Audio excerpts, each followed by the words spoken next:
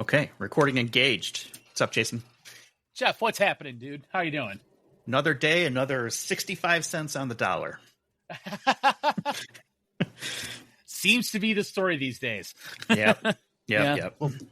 We'll see. So remember a couple weeks ago when I slid off into the ditch? Yes. And I thought, and I said I got away without any damage to the car. You said you got away unscathed, but I'm guessing since you're bringing this up, that is not the case. It is not the case. So what happened? Well, it sat for a few days because I went out of town. And then I went to drive it when I got back, and it made a crunching noise when I went into reverse. I was like, okay, what's been sitting? Maybe it's just ice or gook or something, built up on the brakes, whatever.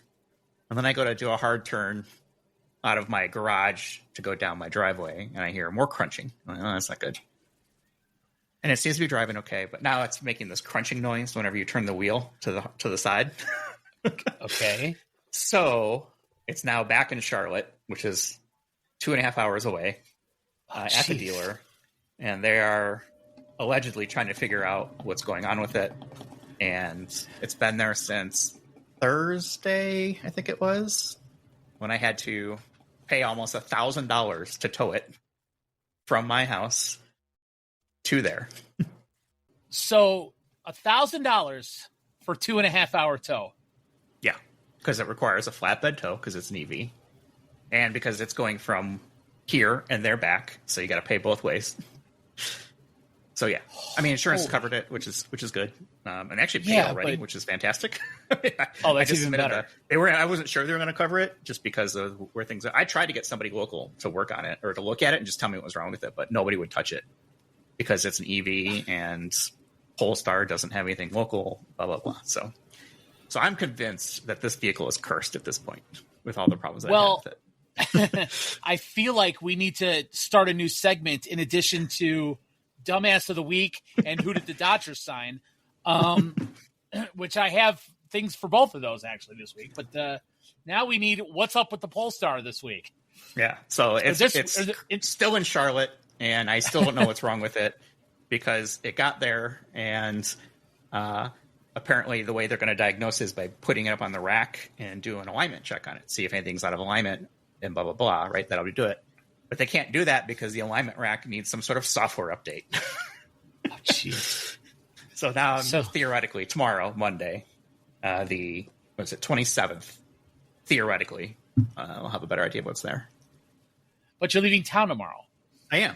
I'm going out of town, so I'll be back on Wednesday, which is fine. I mean, they're going to need a couple days anyway. There was some minor cosmetic damage on the rims and stuff like that, so the guy will get that taken care of. But you never want your car to make a crunching noise. No, that is for sure. No matter what it could be, you never want to hear a crunch with a car. No doubt about that. Now, what's the best case scenario here is like nothing is mechanically wrong, and it's like sticks or mud or gunk or something got up somewhere and whatever, just needs to be cleaned out. That's the best case scenario. The worst case scenario is obviously something, major with struts or shocks or wheels or whatever. But it being also a fairly new car and a specialized vehicle, that's got to be kind of fix. Yeah, that's got to be incredibly frustrating. I knew these things going in, and I said, okay, what are the odds of some of these situations happening? And every single thing that you could imagine has happened. And so that's why I feel like this vehicle is cursed. Well, hey man, I wish you the best of luck. Knock on wood. My Kia Rio just keeps going and going. Keep the oil changing that baby. So that's my first world problem of the week. That's good. It's not good, but I'm glad we have added another segment. I'll have to come up with a jazzy name for that one.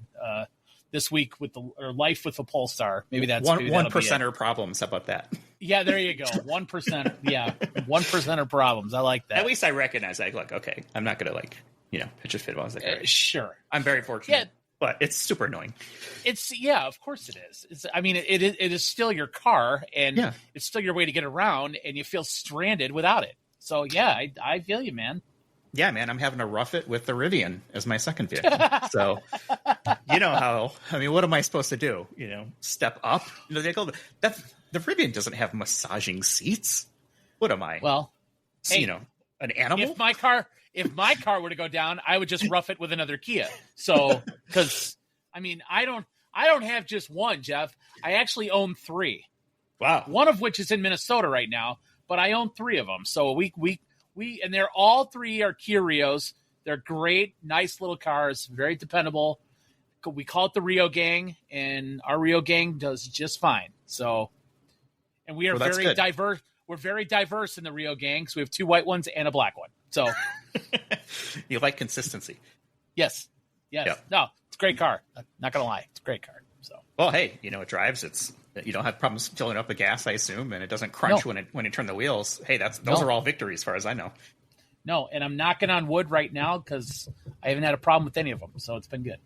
Okay, yeah, you definitely want to knock on something. Nope, already done.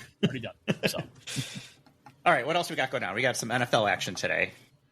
Yeah, a lot of good, exciting football today. I thought did not expect what we saw in the first game to happen.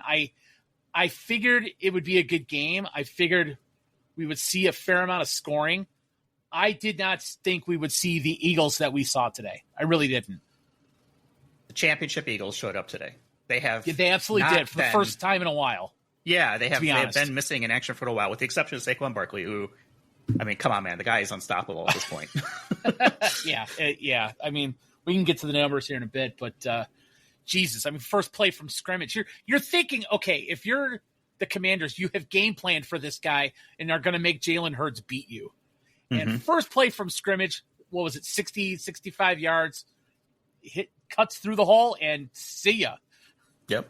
Ends up with 3 touchdowns. Probably could have had a 4th, I think, in there somewhere, if I remember. But yeah, it was a little bit of a disappointing end, I think, for the Commanders, because I don't feel like they were competitive. You cannot turn the ball over 4 times. They got away with it earlier this year, and that's not happening again. It's like their luck ran out, right? Yeah, I mean, exactly. Obviously their season turned courtesy of the Bears a little bit, and they continued to get a little bit lucky. I mean, don't get me wrong, outstanding rookie season for Jaden Daniels, arguably the greatest rookie quarterback season in recent memory. A lot of good things happened with Washington. I mean, they only won 4 games last year, and to get to the conference championship game is quite an achievement. But yeah, you saw what a complete, well-built football team execute on all cylinders looks like today. I mean, what I saw was experience versus inexperience. I think this is where the Eagles, having been here before and then, in this situation before, I think it just showed. And, Jaden didn't have the best game, but he was still decent. Their fumbles killed them. Yeah. So I chalk this one up to experience. The championship caliber Eagles showed up today, and unfortunately for the Commanders, I think they were playing on borrowed money for a little bit here. I think they were a great story. I would have loved to have seen them win, but we picked them last week. I think both of us did. But right. I mean, if you're a playoff team and you're hanging 55 points up in the playoffs, you got to sit up and take notice. Okay, Philadelphia woke it up at the right time. Yeah, for sure. I mean, they had 7 rushing touchdowns today, which I think I saw ties the 1940 Chicago Bears for most rushing touchdowns in a championship game. Mm-hmm. I mean, 3 each for Barkley and Jalen Hurts. I mean, Jalen Hurts, he was kind of questionable coming into the game, fighting a knee injury, hadn't played all that well coming into this game. But I got to tell you, the poise of that guy, I mean, that dude is unflappable. Never looks excited, but never looks down, and he just he did everything right today. Everything. He was outstanding, I thought. And boy, do they love that, what do they call it? The brotherly shove in Philadelphia. Tush push. The tush push, brotherly shove, whatever the hell you want to call it. So I want to ask you about this.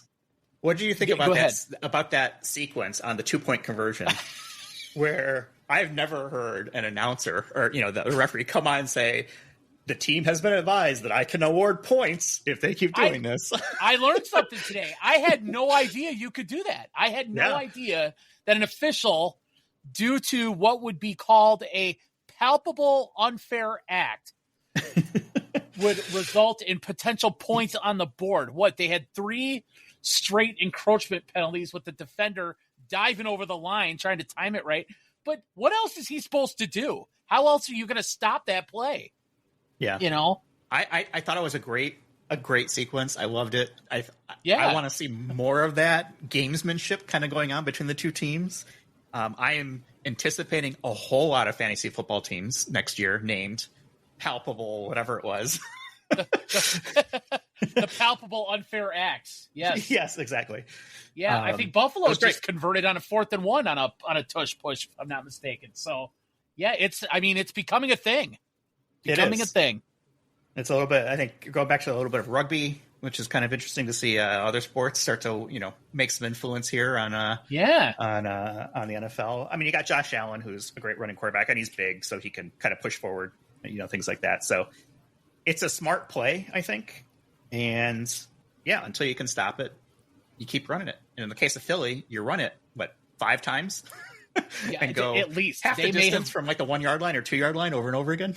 Yeah, they may have run it even more than that. I mean, and I felt bad for their starting center because he was obviously hurting with a left knee problem. I mean, what is it? Landon Dickerson. It's like their starting guard, but their center was out, so they moved him to center for the first time since he was in college, and then they just ran the damn tush push again. Hilarious. So, he every time he's got a bum knee, can barely walk, yet he's in the middle of every one of these plays, just getting absolutely crushed on each one of them. I eventually he had to go sit down because I think his knee had enough. But yeah, I'll tell you what, you got to be a tough SOB to be in the middle of all that. That is just absolutely nuts. Yeah, you're underneath a pile of humanity. I do think that teams are starting to figure it out, though, a little bit, because I saw Washington stop it. This game right now, we're watching Kansas City versus Buffalo. Kansas City just stopped it. So, you still have to have the physical dominance of that offensive line. Yes. And you got to have the big quarterback to push it, although Jalen isn't that big, but he's got people behind him pushing. So, but I wonder at what point, when does this get figured out? Well, I think if you're smart, stop having a small running back behind trying to push. Put a big tight end or a big lineman back there that's, that reports as a pass eligible guy. And that's what Baltimore does, I think. They put when Lamar's on him, they put in the tight end, I think. Right. Get some weight behind you and get some leverage and some momentum. But yeah, I mean, we're starting to see it the past 2-3 years or so, and a lot of teams like to deploy that play. That's for sure. So, why don't the Bears do that? I kid. We know why. Well, I think we know why. Maybe next year. Yeah, maybe. I don't know. Maybe next we got year. Ben Johnson, so that's good. We talked last time. We said it was Ben Johnson or bust. We were texting a little bit on Monday. It was like you texted me, and I was like, "Wait, Mike, I haven't been able to confirm it. Like we've been here before. We announced the head coach, and then the guy didn't come. So let's make sure, and it's official. Yeah, if you want to jump to that, let's do it. I mean, I can't recall the last time any sports team in Chicago, let alone the Bears, targeted a specific coach, went out and made it happen. I mean, Kevin Warren said this was the guy we wanted all along. We targeted him from the get-go. Yeah, we talked to everybody under the sun, but Ben Johnson was one of one as to who they actually wanted. And for them to actually go out, get it done, make it happen as soon as possible. It's like as soon as the Lions lost, the Bears were like on the phone. And, as soon as all the Lions exit interviews were done, Ben Johnson said, yeah, I accepted the job. So it was pretty quick. I was surprised it was Monday. I thought it might stretch into like Wednesday or Thursday, but no, man. Yeah, because I said this should be done by the end of the week, regardless of who it is. And boom, by Monday, I think the rumblings were starting to take place Monday around noon here. And they got it done, man. So, yeah, and I got to tell you, the city is excited. They're so jacked for this dude. So yeah. Well, he's getting 13 million, something like that per year. $13 million a year. I think he now becomes the 7th or 8th highest paid head coach in the NFL, right behind Sean McVay, if I'm not mistaken. In fact, I actually have that somewhere, so I can verify that. But yeah, $13 million a year to coach the Bears. So, well, good on the Bears for going out and spending the money. I'm going to give the FOJ show MVP listeners of the week goes out to everybody who chanted "sell the team" on that national broadcast, because that has to be super embarrassing, and I'm going to credit all those people chanting that in the stadium, and that's why we have this. Well, a round of applause for those guys. I don't know if you have that hit, but yeah, a round of applause for the "sell the team" chants. There we go. I'll even throw an air horn in there. Yes. There you go. The FOJ show MVPs of the week. Everybody again who shouted and chanted, "Sell the team" on that Sunday night. I need more air horn. You can never have enough air horn. You know what I mean? I have this sound bank right here, and I never ever use it. Yeah. So, well, I got to tell you, for future episodes, fire away, man. I love that shit. Okay. Well, when we do dumbass of the week or 1%er problems, I'll be sure to break those out. Love it. So he is the 7th highest paid head coach in the NFL between Kyle Shanahan and John Harbaugh. So it's pretty good company. Yeah, it's not bad. McVay is number 5. So yeah, it goes Andy Reid, Sean Payton, Mike Tomlin, Jim Harbaugh, and then you got McVay, Shanahan, and then Ben Johnson. So for a guy who has never coached an NFL game, not bad. And he makes $2 million more per year than his former boss. So, well, that's what happens. If you want to get a raise, you have to change jobs. You're not going to get it staying where you are. A lesson to all you young listeners out there: if you want a raise, go change jobs. Pretty much what it comes down to. Okay, I absolutely agree with that. And that is good, sound advice. So, we're going to go to Jay's advice corner. You want to raise? Change jobs. You're not going to get it where you are. That's right. That's right. Wow, we're dropping all kinds of nuggets around here. I love it. I love it. So far, we've seen this week 4 other head coaching vacancies get filled. So we saw Pete Carroll go to Oakland. Yeah, I'm a little surprised about that one. I am too. It'll be interesting to see what he does with basically a blank slate Vegas. Oakland. Hello, they moved. Vegas. They're still the Oakland Raiders. Yeah, pretty much.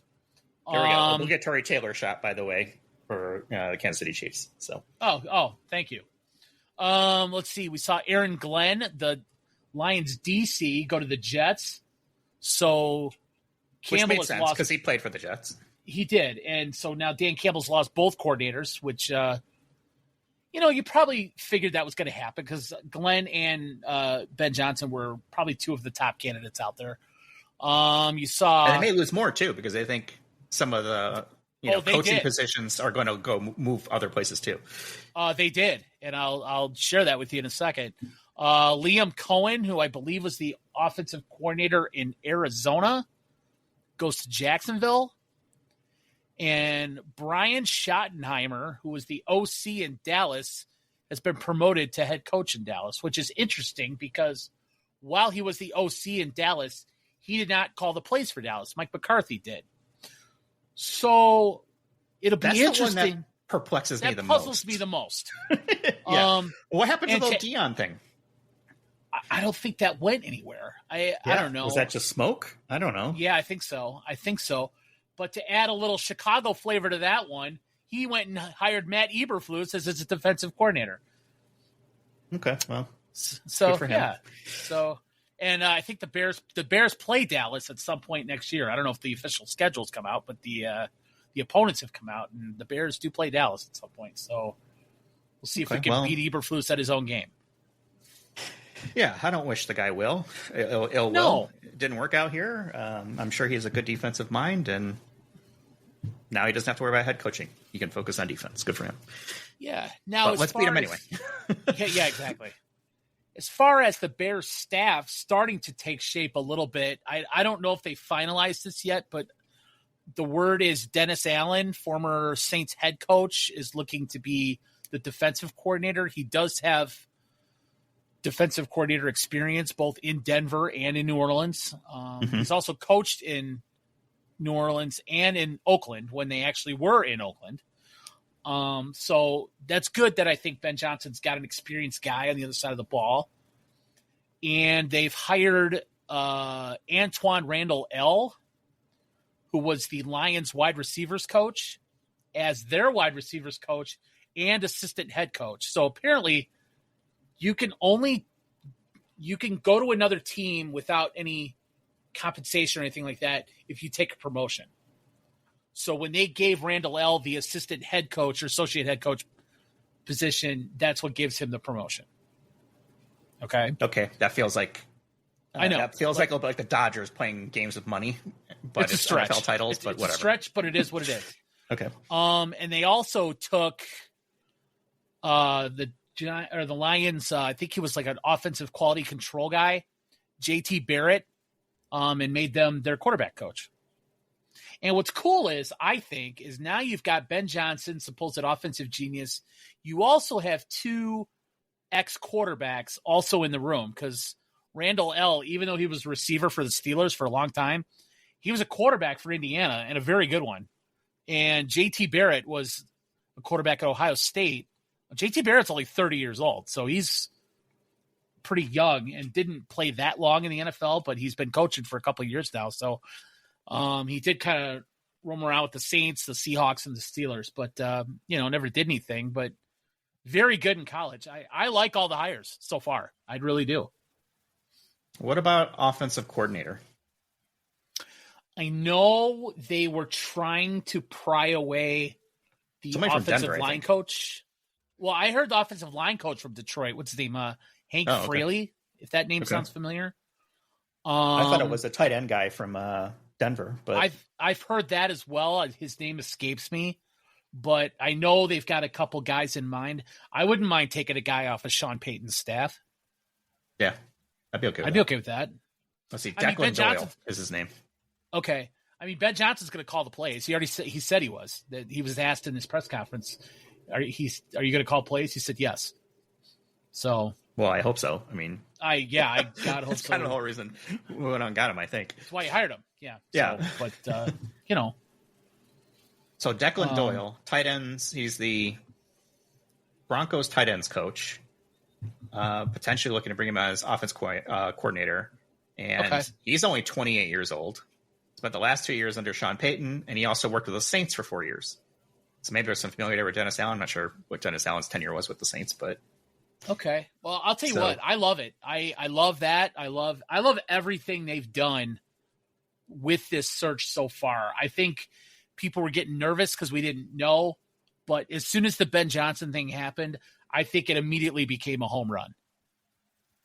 So we got what we asked for. Now, what happens when we're sitting here this time next year and the Bears shit the bed and have a disappointing season? Because I'm going to be pessimistic until I actually see it happen. That's fair.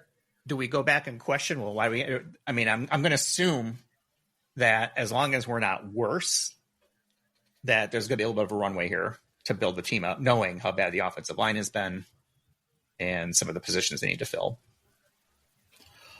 Well, do you think that having Ben Johnson as your head coach, perhaps the next young, great offensive mind in football, do you think that draws free agents here? No, I think money draws free agents here. Okay, that's fair. I think these are professional players, and I won't say nobody, but the good players are looking for paydays. Now, the Bears have a fair amount of cap space. I don't know how much it is off the top of my head. I know we're obviously going to be looking at a very different roster next year. In a lot of ways. I hope so. Yeah, I hope so too. And I think everybody hopes so. But I guess I know money talks, but the chance of winning, does that talk as well? No, not next year. Okay. Maybe the year after, if they make a significant jump, maybe it's a tiebreaker for something else. But I don't think it helps them at all this year. I think you're gonna have to prove it to me. Just because you've got Caleb Williams and you've got Ben Johnson, that doesn't do anything for me right now. Like, as do you think? Player. So if you're we've talked about this guy. If you're Trey Smith, guard for the Chiefs, and you're possibly coming off of a third Super Bowl title in a row, hoping that's not going to happen, but it could. And the Bears come in and offer you more money than the Chiefs do to keep you. Do you leave? Money talks. Yeah, absolutely. I think he cashes in. He got his Super Bowls, and now he gets his payday. Okay. Because most of these players are not going to be 10-year, 15-year starters. The average career for the NFL is like 3 years or something like that. Right. And you're getting any time, so you get that payday when you can as a player, I think. And there's nothing. Nothing wrong with that, I don't think. But no, 100%. I think you owe it to yourself. You owe it to your family. You owe it to all the work that you've put in to once you're eligible to make it big. Definitely. Yeah, generational wealth is there if you can manage your finances. So the Bears are going to have to pay. I mean, they're already paying for a coach. They're probably paying for multiple coaches to come over here. I think they owe Eberflus another year. Obviously, they're probably spending $50 million to $60 million a year just in coaching, if you add up all the coaching salaries. Yeah, as far as assistants goes, I don't know if maybe assistant 50 coaches is too much, are maybe 30 or 40, but maybe you're already paying 14 to Ben Johnson. I'm sure Dennis Allen's not cheap. No, probably not. And like I said, you still have Eberflus on the books for probably another year. So and you're having to spend more to pry people away. Yeah, those three guys, you're probably looking at about $20 to $22 million, right? And then, obviously you got to fill out your staff. No, I think anywhere probably right around 35. Yeah. Okay. So now, they're spending money on this. They're spending money. Ben Johnson apparently Ben Johnson, Poles said, what's the number? Ben Johnson gave him a number. Poles went to George McCaskey, and George McCaskey said, do it. There was no back and forth. There was no, we can really only afford this. Apparently money was no object here, which is very un-Bears-like, in my opinion. And that's why the FOJ show MVP goes to all the people who chanted, sell the team. Sell the team. That's right. At that game. That's right. Well, it's good to know that the FOG faithful is getting a lot of love on this show because they deserve it. They do. They deserve it. Big fourth down catch for a touchdown there by Buffalo. I know I'm a minute ahead of you. Outstanding. They're going to pull it out here. So we might be looking at a tie game with 6 minutes to go here. I was going to say, I had a feeling we were looking at a thriller here, and I'm glad to see Buffalo keep battling because I got to tell you, I'm not a fan of Kansas City, but going into Kansas City and winning, especially in the playoffs, is tough. Well, plus against Andy Reid and the game plan and the experience. Yeah, you almost have to play a perfect football game to get that done. I'm watching the play now because I'm a little bit behind you, but oh man, wow.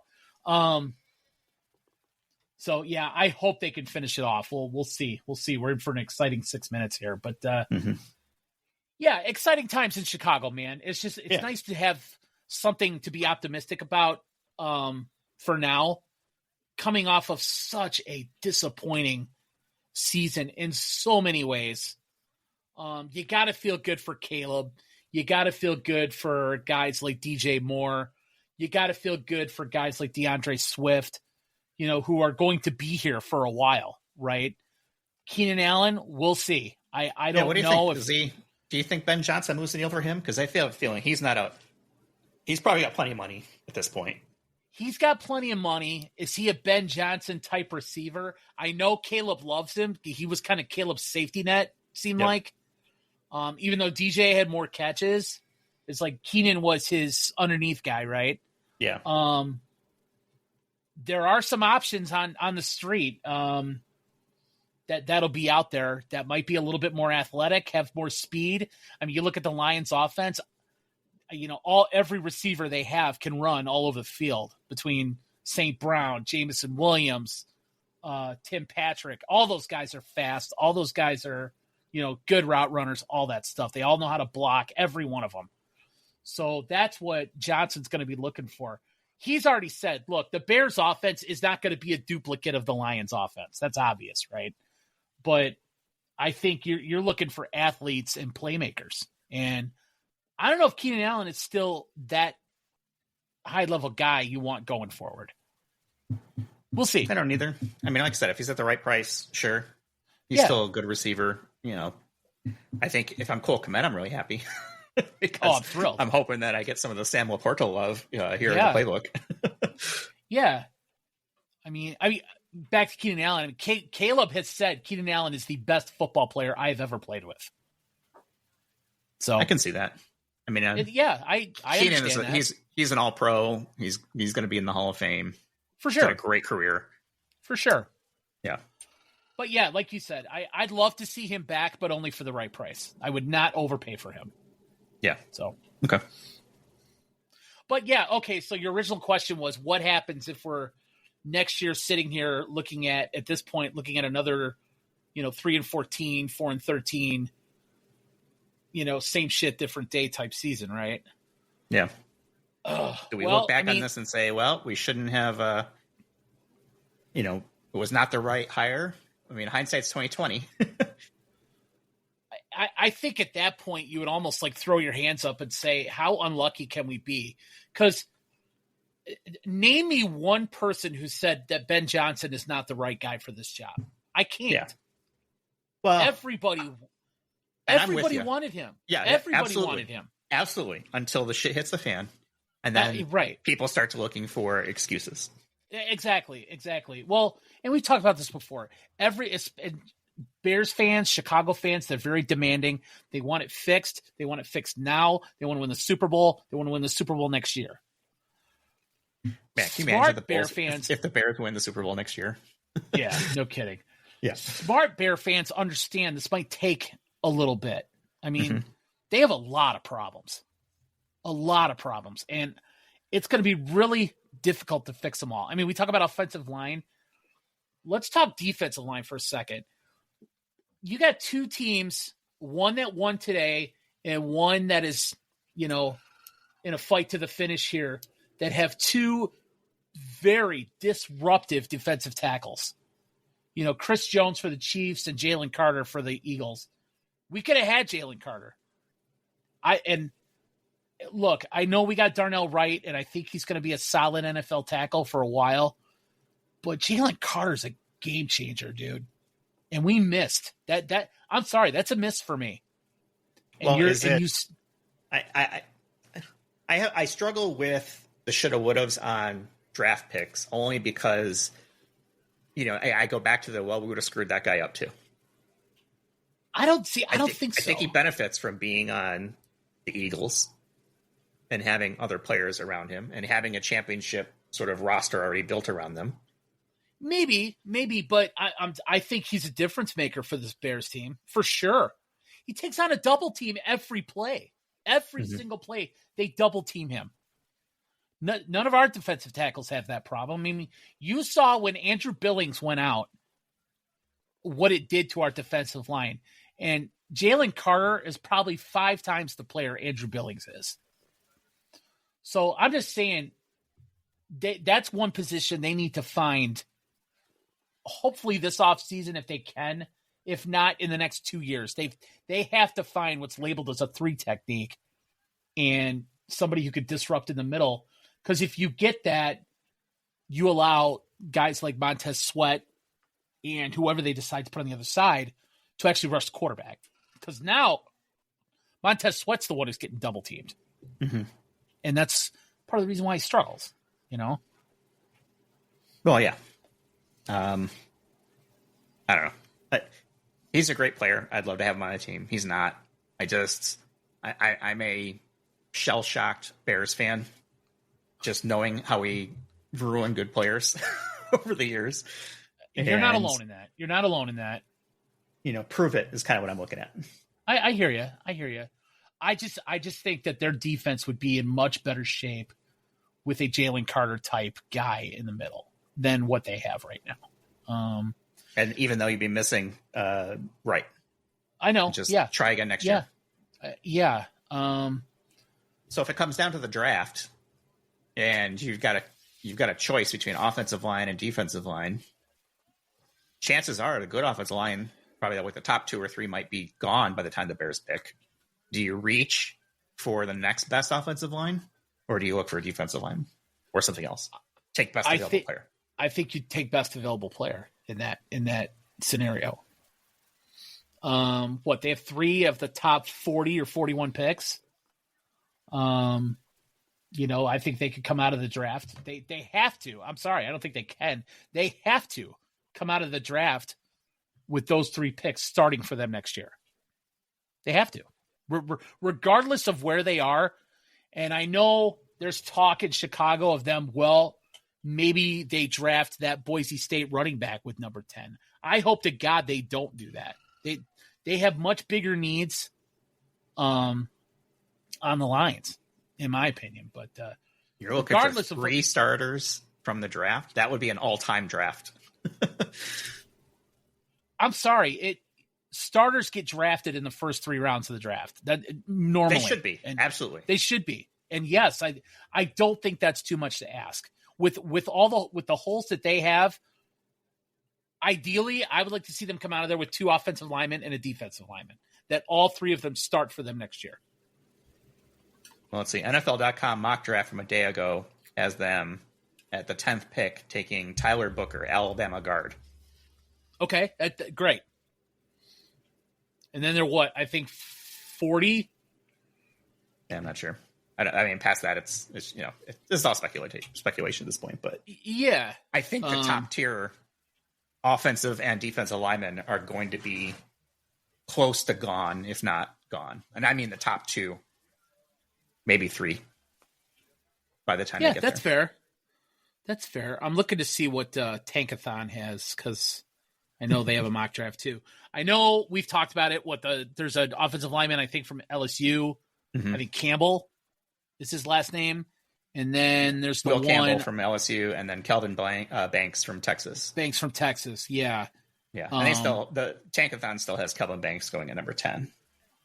But I'm seeing him taking in other spots too. So who knows? Yeah, well, they have Campbell at 7 going to the Jets. And then Banks at 10.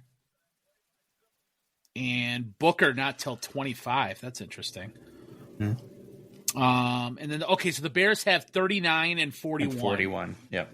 So Tankathon has them taking interior offensive lineman from Ohio State at 39, and then an edge rusher from Arkansas at 41. So, we'll see. We'll see. Looks like they held them to a field goal here. This is it. This is why they play the game. I was going to say, can Josh Allen take them down the field and win? Yeah. On the road. Yeah. In Kansas City. Against the Bills against the world. Team. Yeah, exactly. Bills against the world. We'll see what happens. 3 minutes, 3.5 minutes? 3.5 minutes. 3.5 minutes to glory. So, yeah, it should be interesting. But 3:33. Yep. All right. Let's go Josh Allen. Yeah. But back to the Bears. I mean, it's exciting for now. Obviously, just a lot more work to do. Like I said, I'm excited for Caleb. I'm excited for Ben Johnson. I'm excited to see how it all comes to fruition next year. So it'll be fun. Yeah. Well, it'll be another pickup of the NFL Sunday ticket for me, so I can watch all the games again. Hey, there you go. So there you go. Because our pod will still be going strong at that point. So we'll still be rolling. We'll be probably somewhere around 700 to 800,000 downloads, fans at that point. So, I expect. Yeah. I mean, that's we're trying to expand our guest list here. I know it didn't work out today, but we'll have a couple of youngsters on next week that'll talk football and talk baseball and post college life or whatever the hell they're doing. Mm-hmm. So one of them's actually getting married, I think, in 2 weeks. Oh wow! Okay, well we can definitely talk about that. We could try and talk him out of that.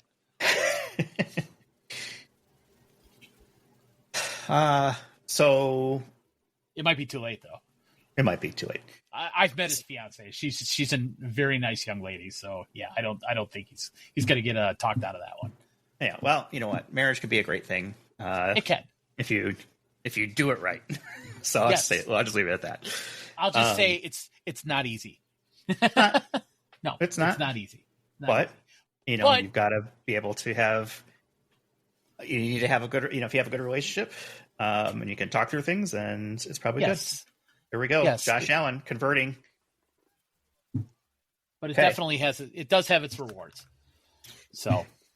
Well, after 2nd and 11, Josh Allen just scrambled for about 12 or 13 to get the first down. So that Josh guy, Allen that guy is just fearless. I love it. I love it. See, here, if we could get Caleb to that point, I doubt it. I mean, Josh Allen is like, I don't think he's big enough. No, I don't either. But Josh Allen is he's just different. Oh yeah. No slide, no nothing. He just takes it on. I love it. I love it. He's the first. So crazy. So, all right. Well, while we're watching this game come down to the wire here, I'll run through this week's edition of Who Did the Dodgers Sign? Okay.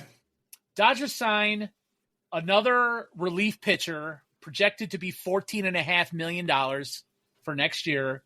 Right-hander Kirby Yates pitched for Texas last year. I believe they signed him because ex-White Sox pitcher Michael Kopech is supposed to miss first month of the season.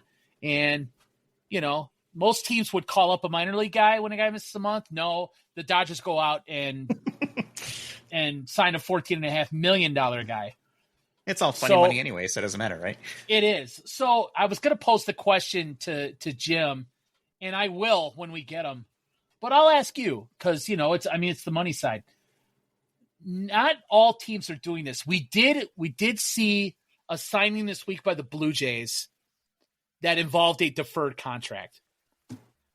The first, I think it's the first deferred contract signed this offseason other than by the Dodgers. Do you think the Dodgers are ruining baseball by operating the way they are? I do. I said this last time. I think it's not gaming the system because it's well within the rules, but this is a case where they have access to financial means that other teams do not, by way of sales or fan bases, stuff like that, right? Not every small market team cannot compete with that. No, they can't. So yes, I ruining it. I don't know, but let me rephrase harm. Do you think this needs to be addressed by Major League Baseball? Yes. In the next collective bargaining agreement. Yeah, because because the money doesn't even matter anymore at this point. Right. I mean, it's almost like you can write checks and whether or not you can pay it doesn't really matter. Right. And you're banking on a team. And that's why I wonder exactly how these financial transactions work. If money goes into an escrow or something like that, right? Is the player protected? Because I can say, okay, yeah, I'll gladly, give you $700 million, but I'm not going to pay you for 10 years.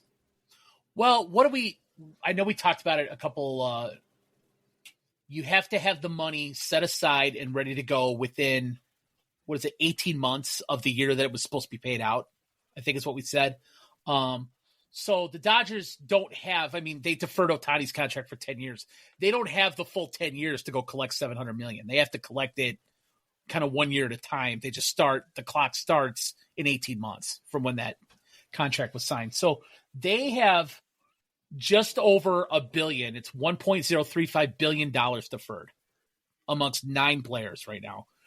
And they have, of those 9 players, they have committed $1.735 billion committed overall to those 9 players. That's a shitload of money, man. That is nuts. Now, what happens if they default? I don't know if it's insured. I know they're backed by some big financial company as part of their ownership group. They make money hand over fist, so it's unless they're not stupid, right? No, they're well. They're making these contracts knowing that they're still going to make money, which is crazy. They continue to sign international players, which gets them into international markets, which all it is another stream for revenue. They now have 3 Japanese players on their roster, 3 high-profile Japanese players that, fans in Japan tune in to watch. They've got a high-profile Korean player that's going to play shortstop for them or second base, one of the two. We got to pause for 1 second because we got 4th and 5. 2 minutes to go here. This is this is the season for Josh Allen and the Bills.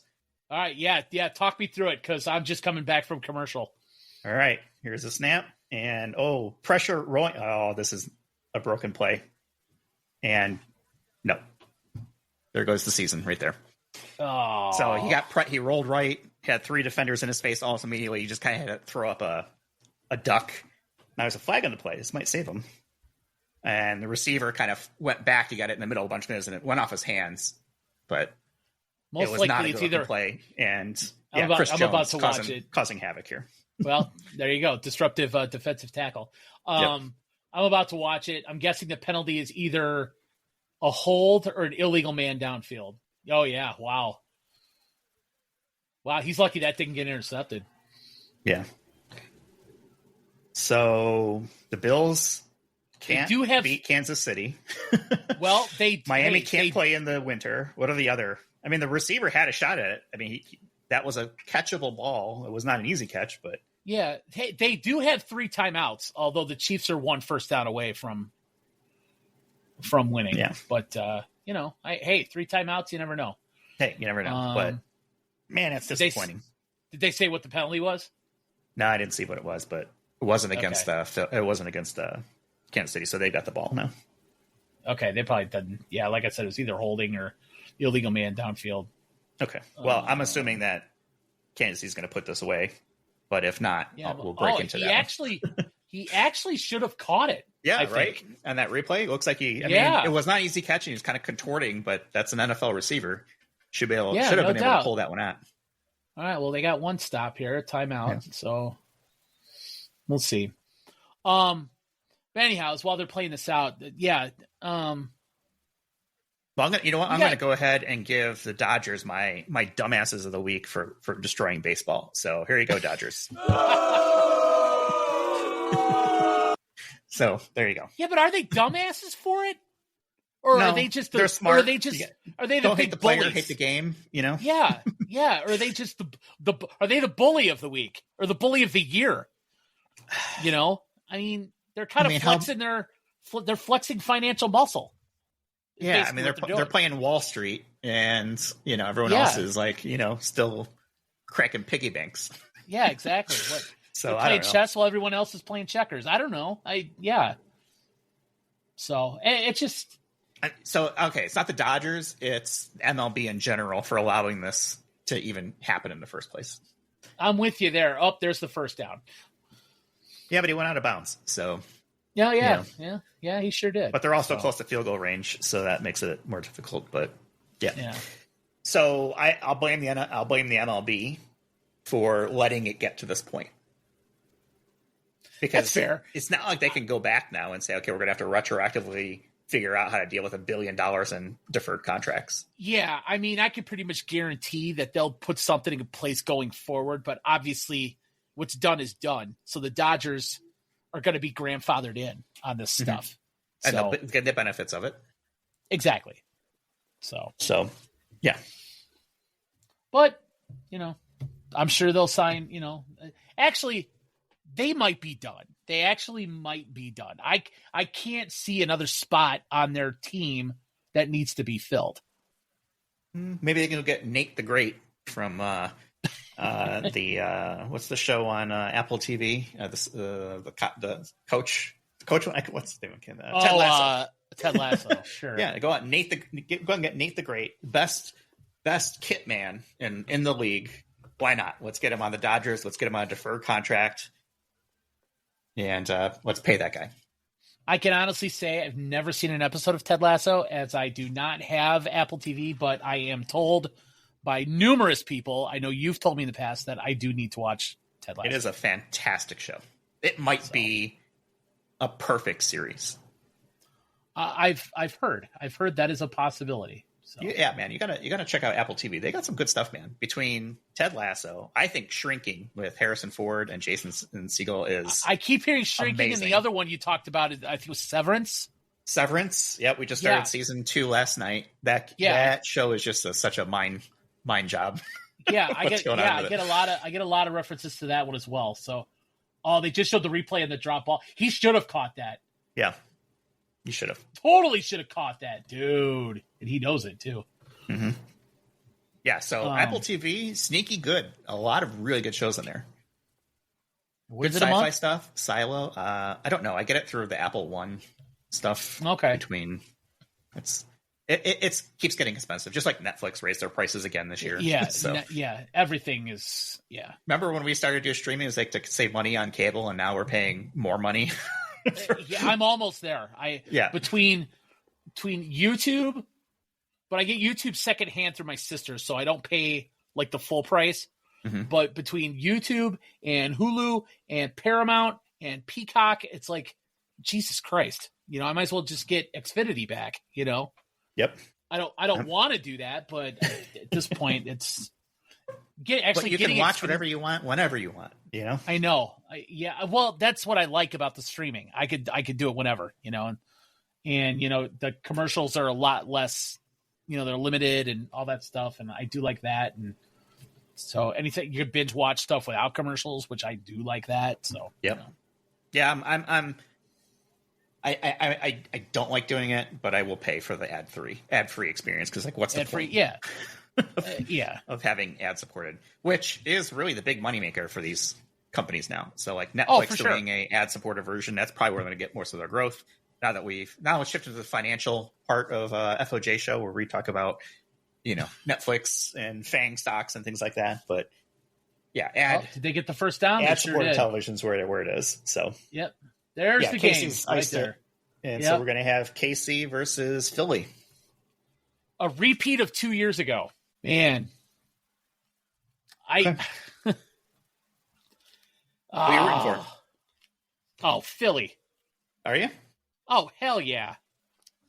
I am so tired. I'm sorry. Okay. I'm sick and tired because now we're going to have Travis Kelce shoved down our throats again. Yeah, and the Kelce family. We're going to have Taylor Swift. His mom. Yep, everybody. Yes. Taylor Swift shoved down our throats yet again. We're going to have Patrick and Brittany Mahomes shoved down our throats again.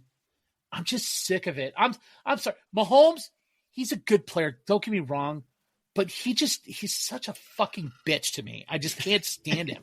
I can't. Wow. All right. Yeah, I know. Yeah, shots fired. I think his wife is annoying as hell. If you ever saw Quarterback on Netflix. I did not. They profiled Mahomes, Kirk Cousins, and I think it was Marcus Mariota of all people. All right. I know. Well, it was like the best quarterback in the league. Somebody a guy fell who's out. pretty good, and a guy who's really struggling. Yeah. But God, Brittany Mahomes just came off as such a snobby ass, bitch. To for lack of a better word. And now we're going to get, 2 weeks of that. Which is a shame because I like Andy Reid. I think he's an outstanding football coach. I think he's the standard that for all NFL coaches to aspire to, Yeah. But I just hate what comes with it. So yeah, I'll be rooting for the Eagles. And, a little trivia here. Jalen Hurts, I guess, is the first QB to lose a Super Bowl, or lose his first Super Bowl that he got to, and then get back to another one since Jim Kelly. Wow. I read that one today. So. Okay, well, good for that. I don't really care at this point who wins. I don't really have a dog in the fight, so I guess I don't know if that's good for watching the game or not, because now I'm not really caring. I just want to see a good football game. So yeah. I don't know. I'm sure you'll get a good football game. If both teams showed up or show up there that showed up today in these games, you'll get a good one. Yeah. Well, we'll find out. Couple weeks. And I'm sure Mahomes, I mean, great guy. I think he's got 3 kids now. He's a part owner of the Kansas City Royals. I don't know if you knew that. He's a part owner he might be the majority owner of like some women's professional soccer team in Kansas City. Does a lot of stuff in the Kansas City area. So he invests in that area, which you got to respect. I think it's great. But for some reason, there's just something about him just bugs me. It just That's does. Fine. Yeah, I mean, look, it happens. You get, personalities involved, and yeah, I can see that. Yeah, so I don't like the State Farm commercials at this point with him. That's about the only thing I care. Well, your sound is all jacked. My sound is? Yeah. How about now? That and your camera's frozen. Maybe it's you. Boy, we're having all kinds of technical issues today. Yeah, man. Everything sounds good and clear on my side, so I feel like Han Solo when they're breaking out Princess Leia and he's on the intercom. He's like, everything's good here. How are you? Yeah, you sound like the short circuit robot. Okay, well, or actually, no, it's the computer. That might be a little better. It was the computer in War Games. Remember that Matthew Broderick movie? Yeah, of course. War Games, classic. Yeah. Okay, now it's better. Okay, well, I'm gonna blame it on your shitty computer and your shitty internet I didn't touch shit. Your shitty house and your shitty state, your shitty country. my shitty third world problem, my third world problems, or my second world. Maybe I'm second world problems. Is internet a utility, meaning everyone should have access to it, like water and electricity? Yeah, I think so. At this point, yeah. Okay. I think so too. So there we go. See, we found common ground and we're back on it. I will tell you, North Carolina utilities suck. Yeah, no, I agree. I think that the world depends on the internet enough to where, yeah, it should be pretty much standard. I mean, the internet should be like gas and water and electricity. Mm-hmm. That's where we are. If should that's be what ubiquitous, available, and at a price point that makes sense for everybody. Yes, 100%. I don't know if it's subsidized or not. I'm sure it is at some level, but not everyone needs, gigabit internet. But no, but fast you need enough. You need to have a broad internet, because I would say not even like dial up or satellite is good enough, unless it's maybe like Starlink or something like that. No, you need to be able to connect to essentially operate almost anything these days. Yeah, man. Hey, we saw that in the hurricane when there were no communications in Nashville area between no internet, no cell service. Right. How are you supposed to communicate with anybody or get information or, anywhere? It just doesn't happen. No, 100%. 100%. Yeah. So. All right. What else? Well, okay. Hall of Fame announcements for this week for baseball, if you care. Okay. I know you don't, but I do. And maybe some of our listeners do. Ichiro made it? Ichiro, quite the career that guy has had. Here, real quick, I'll just run through it. Ichiro, CC Sabathia, Billy Wagner, in addition to Veterans Committee picks, Dick Allen and Dave Parker. The only one I'll dive into, because the other two, I mean, they had great careers. They pitched one for Sabathia 19 seasons, Wagner 16 seasons. One was a starter, one was a reliever. Really, really both Hall of Fame worthy careers, and I'll just leave it at that. But let's talk about Ichiro Suzuki for a second. So this guy broke into Japanese professional baseball at the age of 18. Played 9 years in the Japan League, had 1,200 hits, and then decided at the age of 27 to come over and play in the majors. First year here, I want to say he won Rookie of the Year and MVP in his first year with Seattle. Had like 240 some odd hits in his first season. Hit like 350. Then went on to set the record for most hits in a single season with 262.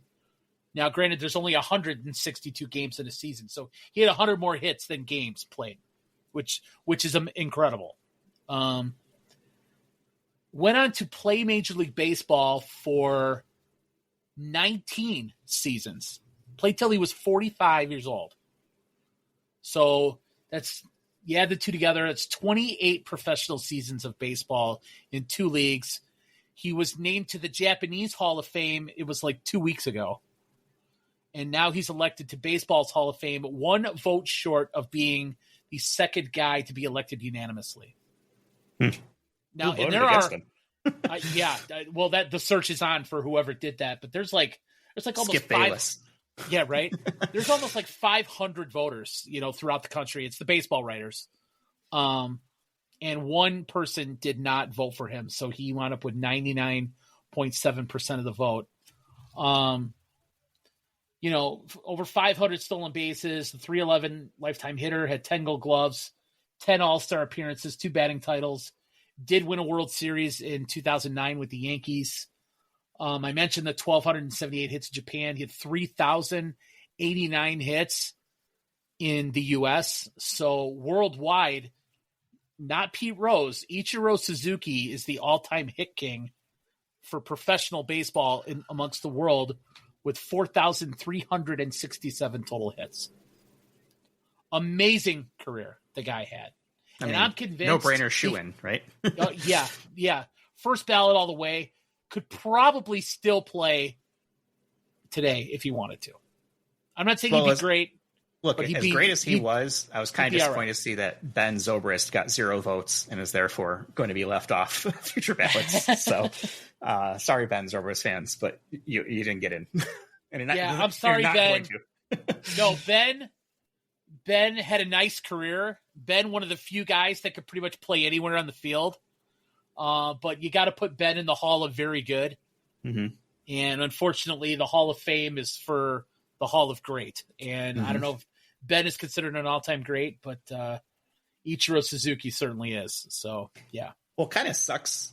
So I get kind of the voting, right? It's like if you're in the bottom 5% or something like that, you don't get added to future ballots. That's correct. So that's kind of like the cutoff. I mean, does everybody make it? Like, do they just put everybody on there? Do you have to submit for it? Is it just automatic? I guess there's a committee of the baseball writers that selects the ballot. Okay. And usually I think the ballot consists of anywhere from 25 to 30 guys at one time. If you don't get 5% of the vote in your first year, you come off the ballot. If you don't get 5% of the vote in any year after that, you come off the ballot. If you don't achieve 75%, which is what it takes to get inducted within 10 years, you come off the ballot. So you basically have a 10-year window to gain 75% for induction. If you don't hit that, then you can be considered down the road by what's called it used to be called the Veterans Committee. I think it's got a different name now. And that's how Dave Parker and Dick Allen made it. But if you can't get it, you're not inducted if you don't get 75% of the vote. So in the case of Ben Zobrist, and I don't care. I'm just picking on the guy because I just saw. No. Right. It's like, okay. Yeah. So sure. he's not on the ballot. He won't be on the ballot next year. No.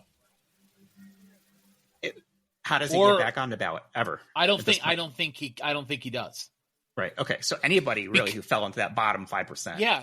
Anybody does, because you always have new guys coming onto the ballot. Exactly. Because you have what the rule is. Once you retire, you got to wait 5 years and then you're eligible.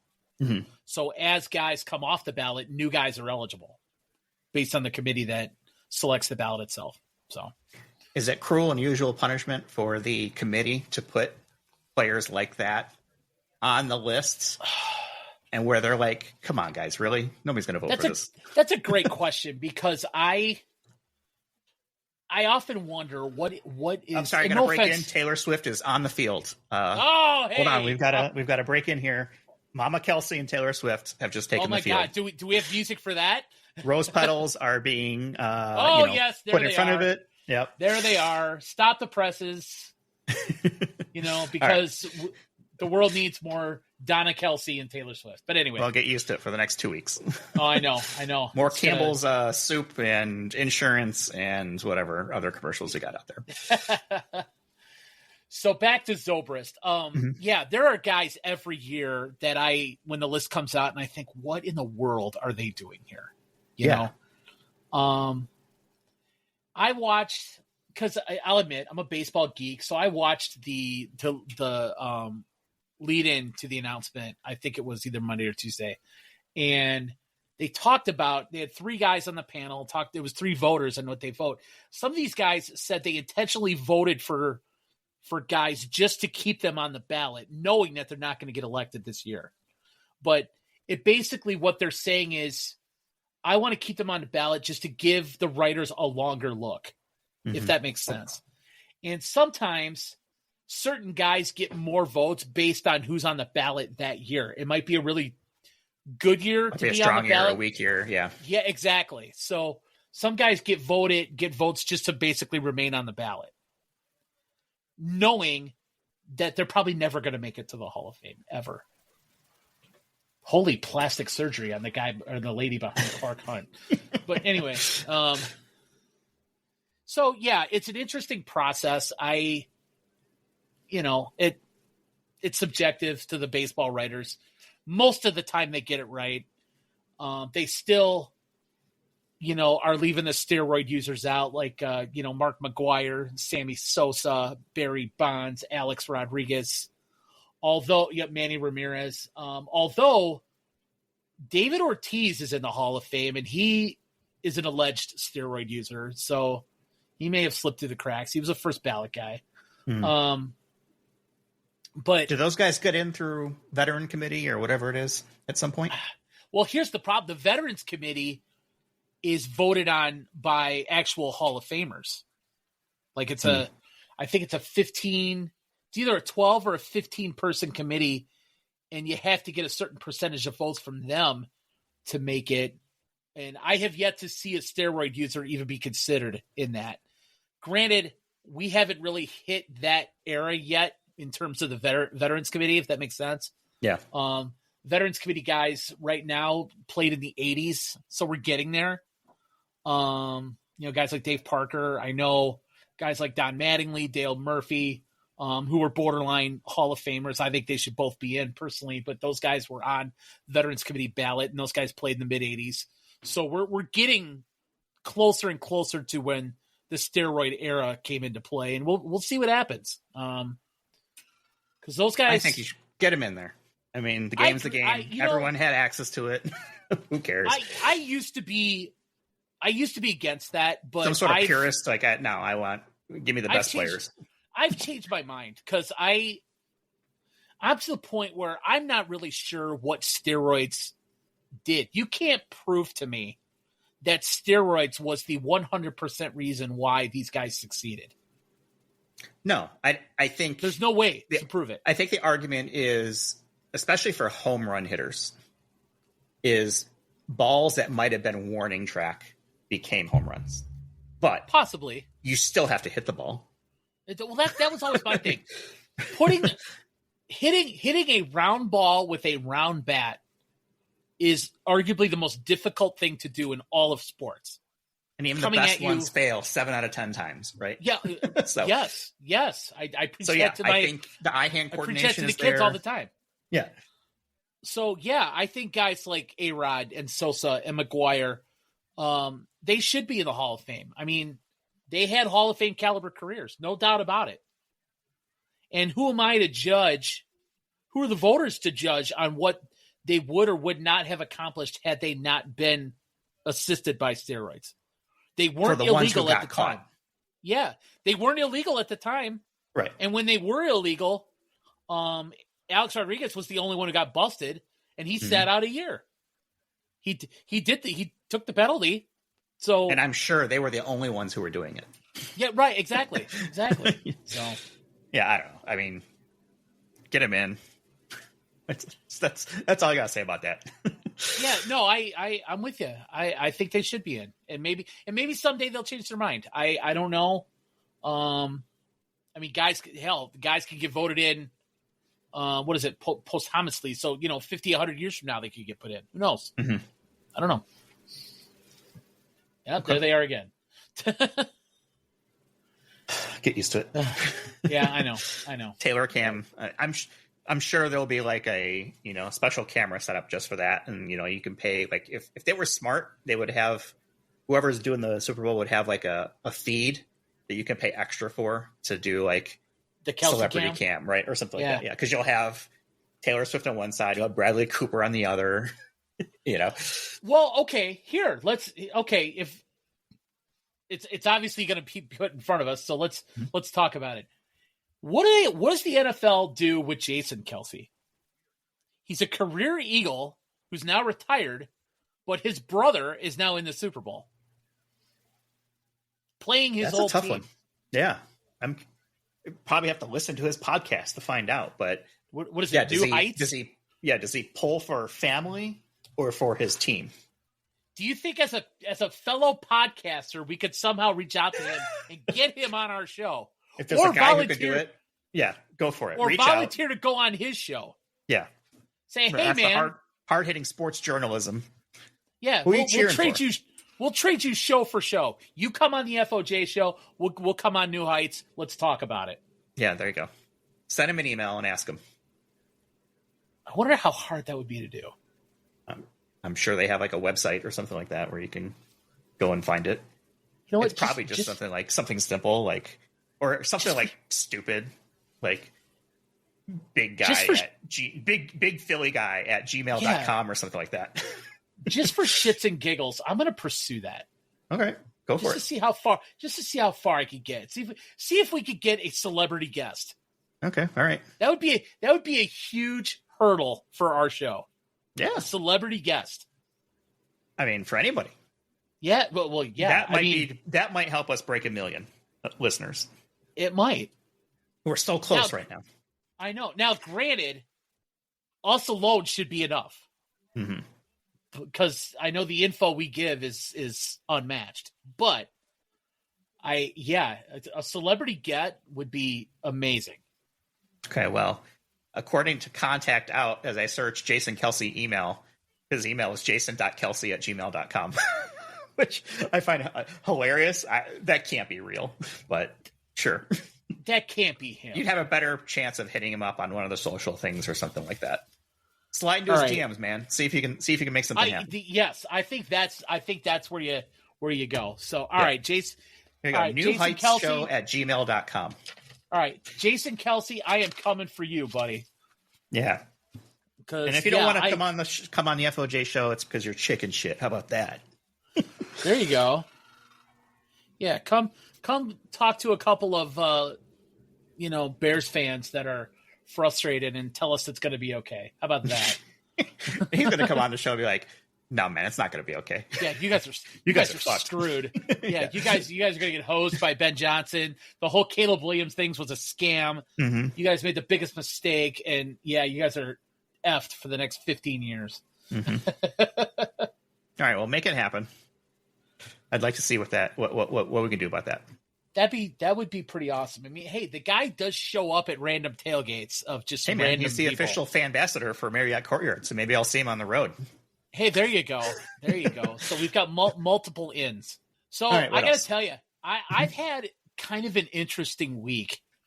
Okay. So last week I had a medical issue pop up, and everything all right? Everything's fine. I had some blood work done. Just because, when you get older, you have to have that done every once in a while. And you bleed blue and orange. Yeah, well, yeah. Like, sir, everything's normal. Your blue and orange is way too high. Yeah.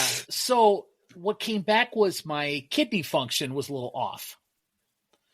So I went and saw a urologist. Now, backstory, I had this happen before, about 2 years ago. So I'm very familiar with what happened. So I had a procedure done on Monday to where they expand, not to get too graphic, but it's a podcast, so I can be as graphic as I want. Hey, we're XL. Yeah, so there's a hole that connects your kidney to your urethra, which is essentially from your bladder and all that. Mm-hmm. So that hole has to be a certain circumference in order for it to work properly. So it was discovered that I had a bunch of scar tissue closing that hole. For one or both kidneys? Because that's the ureter that connects the kidney to the bladder. Right. It was my left one. Okay. That scar tissue. Yeah, and I'll get to that in a second because that's the mystery here. That hole was about the size of a pinhole.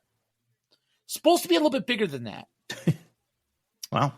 So, scar tissue. They asked me this 2 years ago, and they asked me this Monday if I ever like fell on anything, like fell on like a fence, or I got hit in the nuts a specific way, or just got hit right there to where there was some kind of quote unquote trauma to that area.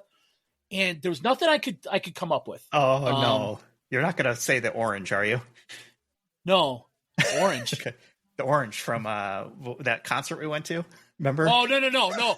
The orange that fell from the sky. I was like, oh my God, this would be like the thing. Oh my God, I totally it was like Q101 Jamboree. About that. It was like, what, 1995 or something like that? Holy shit. I totally forgot about that. You should tell that. I don't know. If you want to, all right, we'll tell that story. Well, I'll tell that story in a minute. Okay. But so, needless to say, I had scar tissue built up there. So they had to remove the scar tissue. So use your imagination on how they would remove that.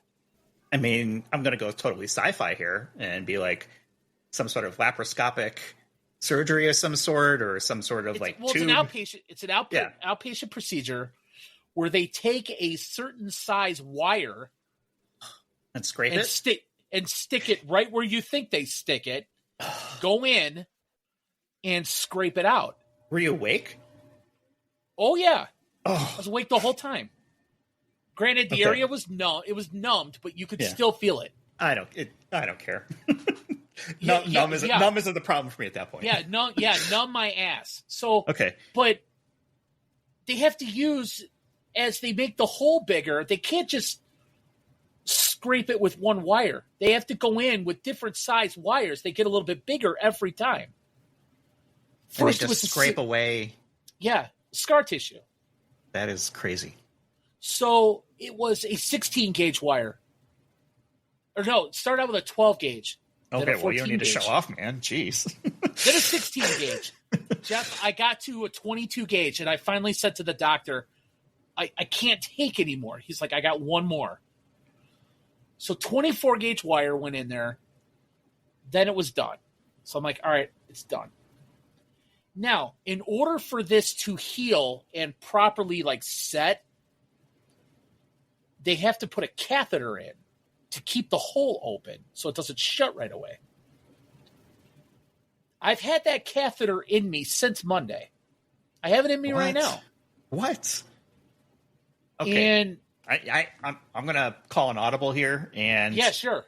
All the people who chanted, sell the team, I'm revoking your FOJ show MVP, and I'm awarding it to my man Jay for gutting through it literally for this episode. So here you go. That's not why I told you the story, hard. But don't laugh too hard. No, I won't. I believe me, I appreciate the recognition. At 10 o'clock tomorrow morning, I have an appointment to get this thing removed. Man. Yeah, so I have worked with this. I've gone and seen customers with this. Getting in and out of the car is more painful than you'll ever know. It is awful. It is absolutely awful. It is difficult to sleep. It is hard to walk. It is hard to get in and out of a chair. I'm kind of leaning back in the chair right now, as you can see me. Yeah. Because I can't sit up straight without a serious jolt of pain right where it counts. I cannot wait to get this fucking thing out of me tomorrow. All right. It's horrible. Man. Well, So here's that. I mean, that sucks, but it sounds like it got treated. Yeah, well, here's and the everything's thing. good.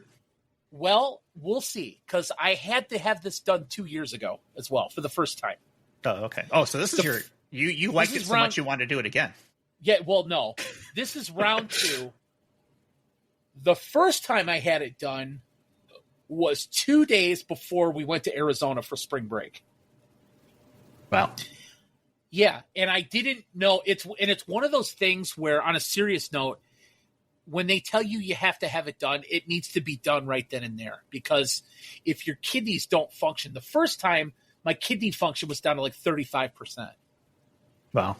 Yeah, and you could feel, and I don't know if you've ever had kidney pain, but it's like if you hold it for long enough, you'll start to feel it in your kidneys, and that was becoming a more common occurrence than normal. So if your kidneys stop functioning, you could die within a day. Not to be all dramatic, but that's the truth, because it's too much. Crazy. Yeah. It's too much toxic waste, toxins in your body because your kidneys are basically your body's filter that filters all that shit out and sends it all out, right? So when they tell you you have to have it done, you pretty much have to have it done that day. So that's what happened to me Monday. Finally getting this thing out on Monday. I'll have a follow-up in a month. They did say, since this was round 2, that if this does come back, then I'm potentially going to have to go talk to what's referred to as a reconstructive urologist. Wow. Put in new infrastructure. Yeah, exactly. That's when actual surgery would take place. So we'll see what happens. So that's crazy, man. But yeah, so that was not something I was expecting 2 years ago. I thought it would be fixed for good. It apparently wasn't. But this time, I'll admit, the first time, and lesson learned, here's another lesson for all your listeners out there. Listen to your body, man. Yeah. If something's not right, it doesn't fix itself. Because the first time, I had that issue for a little while, and I never did anything about it. And finally, it was to the point where I couldn't take it anymore. So this time I knew what to expect. I knew once I felt it that, okay, it's back. I called the doctor, was in a week, and they told me that, it wasn't nearly as bad this time. So what they do is they send you in for an ultrasound, and they take an ultrasound of your bladder. And basically you're like carrying around an extra glass of water all the time, because you can't get rid of it because you're backed up. You're clogged, So yeah, that's what I got going on. Yeah, so my Polestar isn't working. Jay, why you gotta one up me, man? Well, my Polestar is not working either right now. Well, I'm glad things are hopefully on the mend. Yeah, I am continually amazed by modern medicine and the shit we can do. It's pretty wild. Nuts. It is pretty wild. Yeah. Because I'll admit, even though I was awake the whole time, they have it on. They do it via camera, so they stick a camera down there, so obviously they can see what they're doing. But what's cool is you're set up to where you can actually watch what's going on. So I watched the whole thing, and crazy, pretty interesting, pretty interesting. So yeah, okay, well, I don't know how we top that. Congratulations on the first ever FOJ show MVP. Again, hats off to you. Gotten through it. Appreciate that. Yeah. Okay. Yeah, looking forward to feeling better in about a little over 12 hours. Yeah, no kidding. That'll be a nice relief. Oh, God. Yeah, it's not fun. It's not fun. Well, let me know how it goes. And I will. And I'll keep you updated on my Polestar. Yeah, for sure. Sure. Yeah, Polestar is being worked on everywhere. Yeah, right, exactly.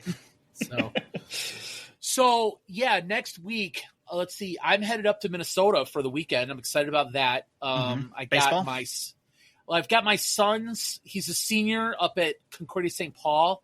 He's got his annual baseball banquet, and because we live here in Chicago, we've never been. But we figure since it's his last year, and they finally moved it to a weekend. They always had it in the middle of the week for whatever reason. But we figured since they moved it to the weekend, we kind of owed it to him to get up there. So we're going to go do that, and looking forward to that. And then hopefully when we record on Monday, we'll have 2 former Concordia St. Paul baseball players on to, talk life. Yeah. And it'll be fun. Looking forward to having Jeff. Hi. Looking forward to having Justin back and his friend Matt. So that'll be fun. I know Matt is a huge Minnesota sports fan. loves the Vikings, loves the Twins, loves the Timberwolves. I don't know if he's a Minnesota Wild guy, but yeah, he's a big outdoors guy, loves to fish, loves to hunt. Basically introduced Justin to hunting, got him hooked on it. And, and he's also getting married, I think, week after next. So, all right. Well, that's going to be an action-packed conversation. Yeah, lots to talk about with those guys. So I'm really looking forward to that. What does he want to see happen? Yes, that is the one thing I thought of immediately when Justin told me that he wanted to come on the podcast. I'm like, oh, he is going to have thoughts galore on Sam Darnold. Mm-hmm. So, and the whole situation involving him and McCarthy, and how they finished and all that stuff. So it'll be a good one. It'll be a lot of fun. That's great. I'm looking forward to it. Yeah, me too. Anybody can be a friend of Jeff. You just have to come on the show, and we can become fast friends. Well, Jason Kelsey, open invite for everybody. Yeah, Jason, you want to be a friend of Jeff? Come on in. Let's go. Yeah. The more Jasons, the merrier. That'd be great. That's right. The more J names we can get into the show, the better. Yeah. Yeah. What did Bonnie Bernstein? It'd be our Bonnie Bernstein. 2 J's. Wow. All right. What else you got? I mean, that's all I got. I don't know how you can top win the first ever MVP award for us. Yeah. What do you got, man? What's new in your world? Where am I going? 45 minutes north of Providence tomorrow morning. I have a 7 a.m. flight, which sucks, but pickings are slim when you're coming from Asheville, so it'll be an early morning for me. And then, go out, do some work, and then come back. It's only a couple days, so I'll be back Wednesday. And then I think I'm home all next week. So, very nice. So we'll see. I mean, for now at least. And then I go to New York City the day after the Super Bowl, which I am very lucky. I wasn't even thinking about it when I scheduled that trip. I was like, oh, shit. I didn't realize it was the day after the Super Bowl. And Super Bowl is kind of a holiday here in our house. So, fortunately, sure. I dodged that. I am one of the many who believe that Super Bowl Sunday should be a national holiday. And actually, here, let me rephrase that. I am one of many who believe that the Monday after Super Bowl Sunday should be a national holiday. That's the pro move right there, is you take that day off. Yes. Yep. I did not do that. I never have done that. But yes, if you are able to do it, I highly recommend it. Yeah, because then you have to worry about things, but whatever. Pretty much. So that's pretty much it. I got, Providence and 45 minutes north of Providence, Franklin, Massachusetts, and New York City in the next couple weeks, and then I'm not sure where else after that. Nice. So, is your weather improving? It is. It was real cold here the last few weeks. The last few week or so. It was just as cold here. So I was in Ottawa for a week, and it was the same temperature here in Asheville when I got back as it was in Ottawa. Wow. Which is pretty nuts. Yeah, we are looking, to get away from we are looking at 40s, I think, pretty much all next week, which I'm really looking forward to. Yep, that's where we should be at. We'll be in 50s and 40s, I think, by the next couple days, and that's a little more, I think, normal for us. So nice. Yeah, well, it's like for me, once New Year's over, I'm like, all right, let's get to March. Once you get to March, in the 60s next week. So nice. See, for Chicago, once you get to March 1st, it's like the light at the end of the tunnel, right? Yeah. Then there's only 2 or 3 more snows. Yeah, if that. And I'll tell you what, we haven't had that much snow here. I know, what is it? New Orleans supposedly got 7 inches of snow the other day. Yeah. Northern Florida got snow. Yeah, it's crazy. My sister got more snow than we've had, which is crazy. So it's been cold here a couple days, but this winter really hasn't been much to complain about. So that's a good thing. Yeah. Well, I'll take it. We're still working on the hurricane cleanup around here, so there is still so much debris. It's tough to fix. It's nuts. I know. Just how much still needs to get done. So, yeah.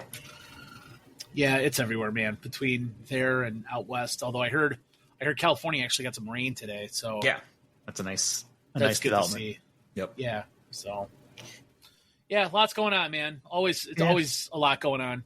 Hey, man, that's life. That's the way it works. That's right. All right. Well, I think 90 minutes is good. You can wrap it up there. Yeah. Yeah, you got to get up early. I do. Sucks. I just got to go to the doctor. I am wake up and go to the doctor. Yeah. Yeah. I gotta get. Luckily I get my Polestar fixed tomorrow. So well, maybe I'll know what's wrong with my Polestar tomorrow. So we'll see. Yeah. Well, hopefully it's not the problem I had. Yeah. Well, hopefully. Yeah. So. All right, my man. Good luck tomorrow. Dude. And I will talk to you, I'm sure, at some point. I'll be in touch. Okay. See you later. Bye. See you.